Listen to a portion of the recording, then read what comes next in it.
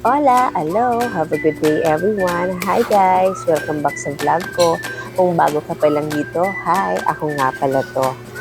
Kung pagod na kayo sa problema, tara muna at magluto. Dahil hindi man siya babalik, pero ang spaghetti, pwedeng ulitin. Yes. For today's video, simple lang tayo. Magluluto lang ako ng spaghetti sauce. At syempre, kakain tayo after. Kung gusto mo ng chill lang na kwentuhan habang nagluluto, tara, sabay-sabay tayo. Let's go! Simulan na natin ang lutong may pagmamahal. At ayan nga po yung giniling pinakuluan ko sa konting tubig. Hinalo ko at tinakpan.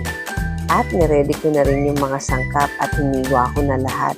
May sibuyas, bawang, cheese, red bell pepper, mushroom, at hotdog. May rino, evap milk, condensed milk, Nestle cream, ketchup, cheesy, tomato paste, spaghetti sauce na Pinoy style. Yan po ang mga sangkap para sa spaghetti na aking lulutuin. Pero sa totoo lang po, ang nilalagay ko talaga dyan ay yung tomato sauce na Del Monte kasi medyo maasim-asim yon.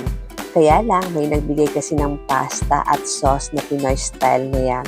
O diba, biyayang tunay? Yes. At ayan nga po, pagkatapos kong pakuluan ang giniling na karne sa konting tubig at nung matuyo na, naglagay ako ng mantika.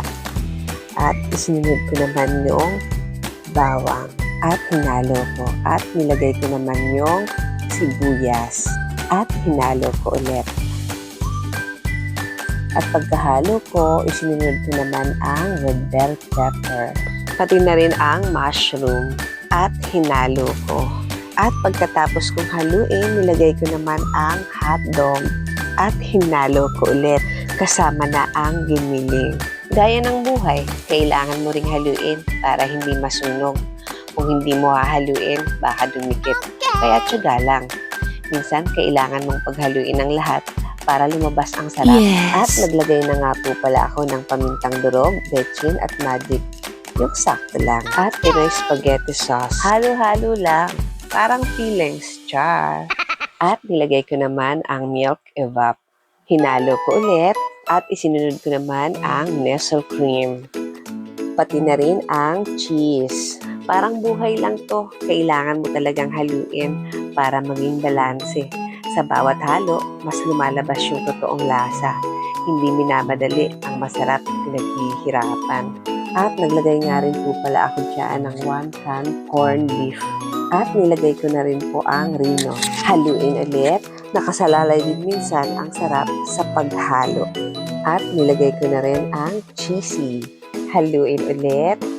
At naglagay naman ako ng condensed milk. Dapat sakto lang. Baka tumamis maging dessert. Kaya konti lang. Haluin ulit. Ayan, habang hinahalo, dito talaga nagsisimulang magsama-sama ang lasa. Dahan-dahan sa halo, parang buhay, hindi minamadali. Yes. Habang hinahalo ko to, parang hinahalo ko rin yung pagod at sarap ng araw ko.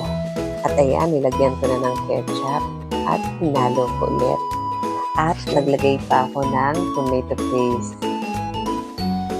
At dinagdagan ko ng paminta. Mekos-mekos. At naglagay ako ng asin. At nilagay ko na ang sikretong sangkap na kape. Pero ngayon, hindi na secret. Optional lang naman yan. Pero ako kasi gusto ko nilalagyan ng kape. Ayan, tikman na natin kung sakto na ba ang lahat. Ang apoy nga po pala nito mahina lang. At huwag kakalimutang haluin para di masunog ang ilalim. Baka kasi umangi. Luto na po. Style ko to. Luto ko to. Ayos na to. Bawal reklamo. Bawal negatibo.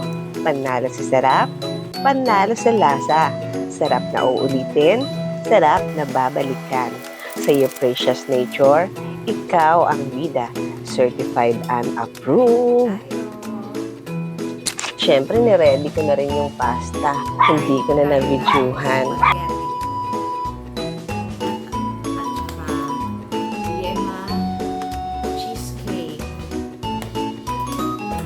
Ito nga po pala yung sauce na pwedeng iulam at pwede ring ipalaman. Kaya try nyo na rin po. For sure, magugustuhan nyo ninyo at ng mga chikitin ninyo. Ang dami kong nakain. Yummy talaga.